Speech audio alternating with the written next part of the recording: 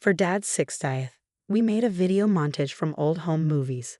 It was supposed to be the perfect gift, 30 years of gambling memories set to his favorite songs.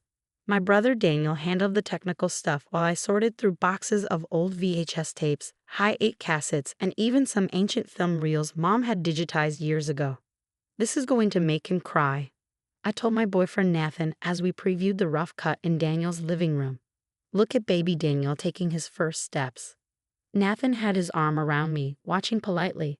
He'd only been dating me for 8 months, but he'd already sat through enough family stories to recognize most of the faces flickering across the screen.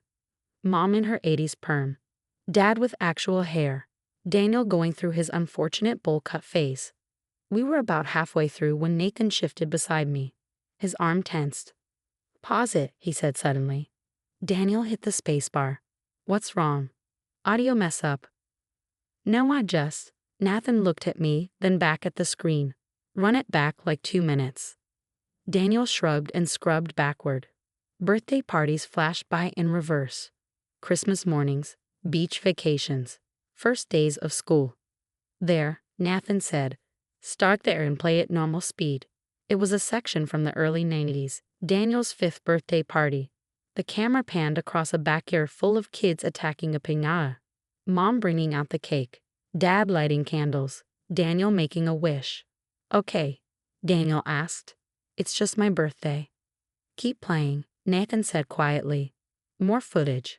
Halloween 1993, Daniel as Batman. Thanksgiving at Grandma's house. Christmas morning, Daniel opening a bike. New Year's Eve with the cousins. Easter egg hunt. Daniel's kindergarten graduation. Nathan paused it again. "Where's Lillian?" "What do you mean?" I laughed. "I'm probably just off camera. I was shy as a kid."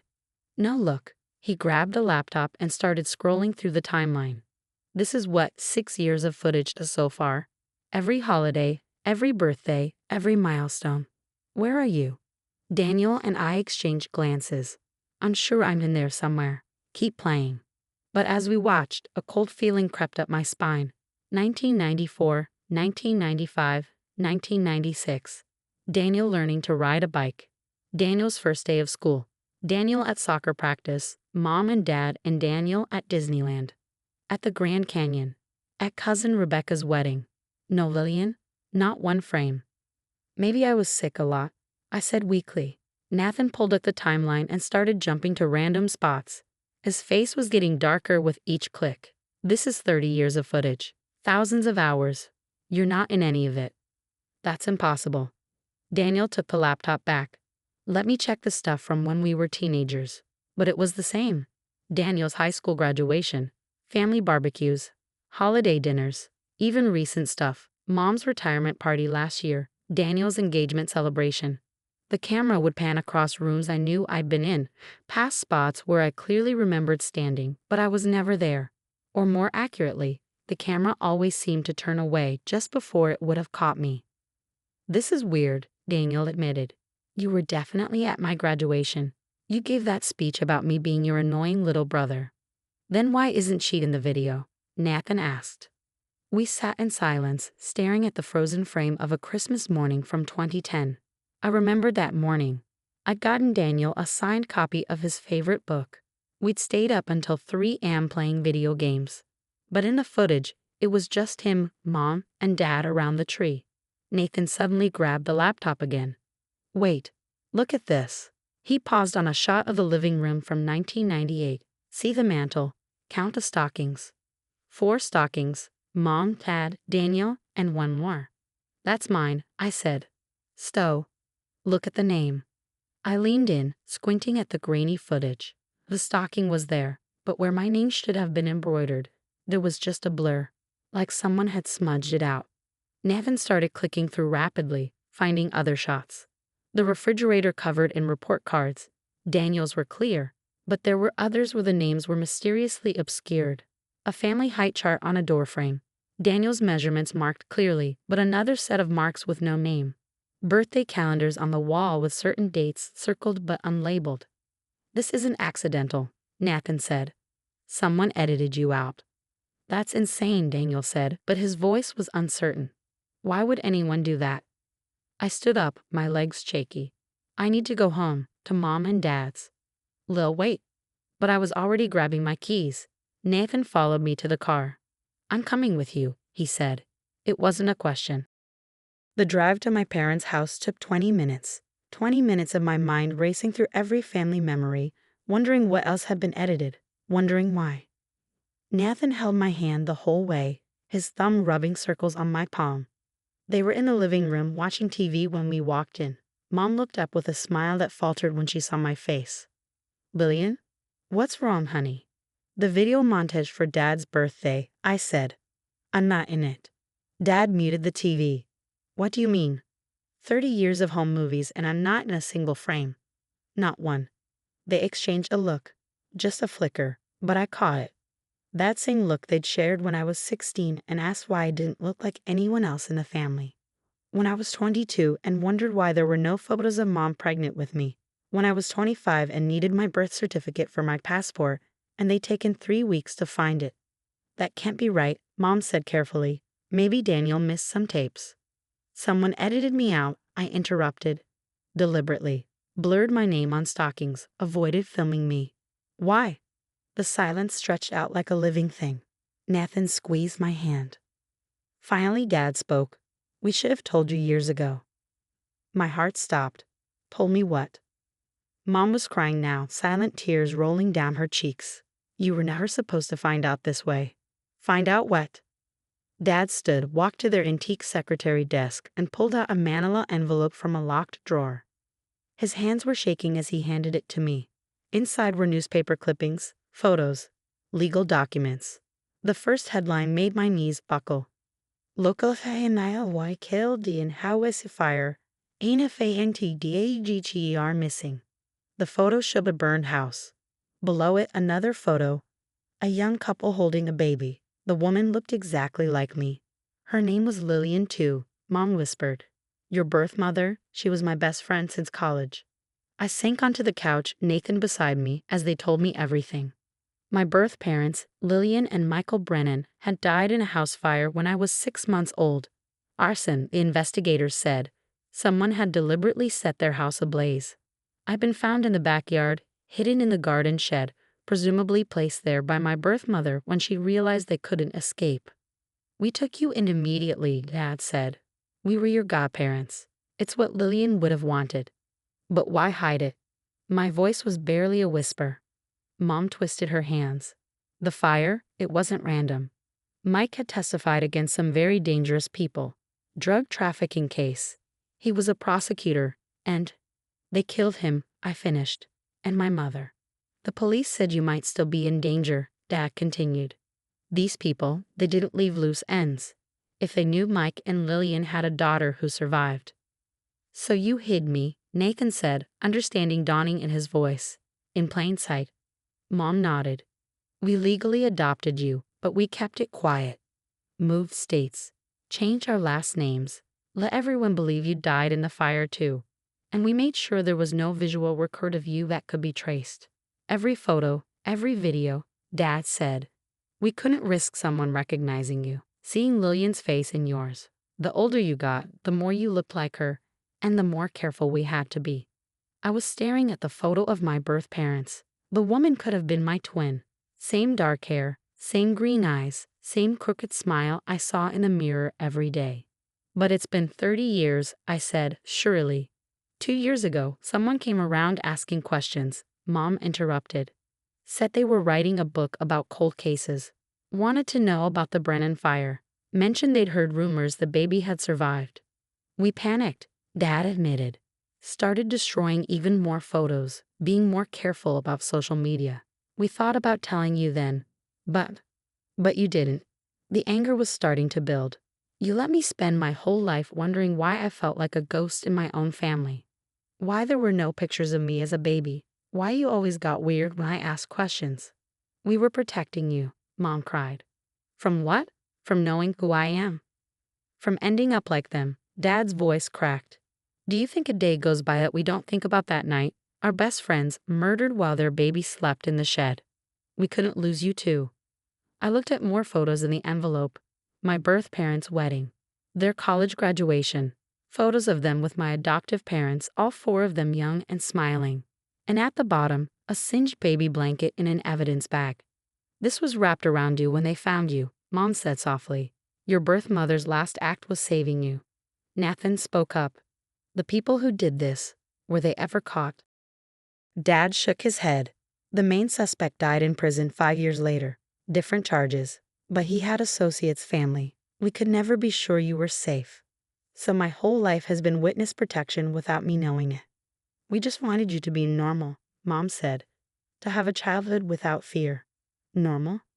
I laughed bitterly. I spent my childhood thinking I was invisible, that I didn't matter enough to be in family photos. Do you have any idea what that does to a kid? Daniel's voice came from the doorway. We all turned. He was standing there, laptop under his arm, face pale. You knew? I asked him. He shook his head. Not all of it. I knew you were adopted.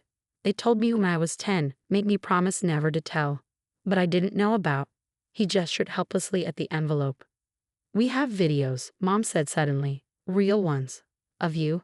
We kept them separate. Hidden. She disappeared upstairs and came back with a small fireproof safe. Inside were dozens of DVDs, each labeled with dates and code. She put one in the player. And there I was. Baby me taking first steps. Toddler me finger painting. Young me losing a tooth. All the moments I thought had been lost or never recorded. They'd filmed everything, just kept it locked away. We watched these sometimes, Dad said quietly, after you'd gone to bed. To remember. I was crying now. Angry tears, sad tears, confused tears. Nathan pulled me close. The person who came asking questions, he said. Did they give you a name? Mom nodded. Derek Volkov. Said he was a true crime writer. Nathan pulled out his phone, typing quickly. His face went white. There's no true crime writer by that name. But there is a Derek Volkov who was released from federal prison 3 years ago, connected to the Mikhailov crime family. The same family my birth father had testified against. The room went cold. They're still looking, I whispered. After 30 years, they're still looking for me. We don't know that for certain, Dad said, but his voice was unconvincing. Yes, we do. I stood up, pacing. Someone came here asking about the baby who supposedly died 2 years ago, right when we started being even more careful. We increased security, Mom said. Cameras, alarm system upgrades. And never told me why. The anger exploded out of me. I'm 30 years old. I deserve to know I might be in danger. I deserve to know who I really am. You're our daughter, Dad said firmly. That's who you are. I'm also Lillian and Michael Brennan's daughter. And someone murdered them for it. We sat in silence, the weight of 30 years of secrets crushing down on us. On the TV, frozen on the screen, was toddler me, mid-laugh, reaching for the camera. A moment of joy trapped in amber, hidden away like everything else. What do I do now? I asked finally. We keep you safe, Mom said. Like we always have. By hiding? By pretending I don't exist. If that's what it takes, Dad said. Nathan stood up. No, respectfully, Mr. and Mrs. Conway, but no. Lillian's lived in the shadows for 30 years because of crimes she didn't commit, testimony she didn't give. That's not living. You don't understand the danger. Then help me understand, Nathan said. Because from where I'm standing, the only crime here is that Lillian's had to live half a life because you were too scared to trust her with the truth. I looked at him gratefully, then turned back to my parents. I need time to process this. All of it. Lillian. And I need those videos. The real ones. I deserve to have my memories, even if no one else can see them. Mom nodded, tears still streaming. Of course. They're yours. They were always yours. I gathered the DVDs, the photos, the newspaper clippings, my history hidden away in a fireproof safe like evidence of a crime, which I suppose it was. As we left, Daniel caught my arm. I'm sorry for all the times I complained about being the only one in photos. I didn't know. Neither did I said. That's the point. Nathan drove me home in silence. Back at my apartment, I spread everything out on the coffee table. 30 years of invisible life staring back at me. What are you thinking? Nathan asked. I'm thinking about that night, my birth parents realizing they were trapped. making the choice to hide me in the shed instead of trying to run with me. They knew, didn't they? That they wouldn't make it, but they made sure I would. They saved you. And then my adoptive parents hid me. For 30 years, I picked up a photo of my birth mother. We had the same hands. I understand why they did it. I do, but understanding isn't the same as forgiving. They stole my history, my identity, my right to choose how to live with this threat. I looked at him. Am I wrong to be angry? No, he said simply. You're human. That night, I watched every hidden video. Hours of footage of a childhood I remembered but had never seen proof of. It was beautiful and heartbreaking and infuriating all at once. All those moments locked away. All those memories treated like contraband. The next morning, I made a decision. I called my parents and told them I was hiring a private investigator, a real one, to look into Derek Volkov and anyone else who might still be interested in a 30-year-old murder. Lillian, please, Mom begged. Don't draw attention. I've been invisible my whole life, I said. I'm done hiding from ghosts. It took 3 months, but the investigator found what we needed. Derek Volkov was indeed connected to the Mikhailov family, but he'd been freelancing, hoping to curry favor by tying up old loose ends. He died 2 months ago in a car accident. No one else was looking for me. The Mikhailovs had bigger problems these days than a decades-old vendetta against a prosecutor's baby. The threat, such as it was, had passed. I confronted my parents with this information. They cried, apologized, admitted they let their fear override their judgment. We just loved you so much, Mom said. The thought of losing you like we lost them. I know, I said. And I did know, but knowing didn't erase 30 years of being edited out of my own life. I'm in therapy now, working through it all. The identity issues, the trust problems, the strange grief of mourning parents I never knew while reconciling with parents who knew me too well to let me be known. Nathan's been my rock through it all. He proposed last month, actually. Said he wanted to make sure I was in every frame of our life together. No more hiding. No more editing. Just visible, documented love. Daniel's redoing the video montage for Dad's birthday. This time, I'm in it. Every birthday, every Christmas, every mundane Tuesday afternoon. He's even adding some of the hidden footage with my permission. Because I exist. I existed then, even when they couldn't show it, and I exist now.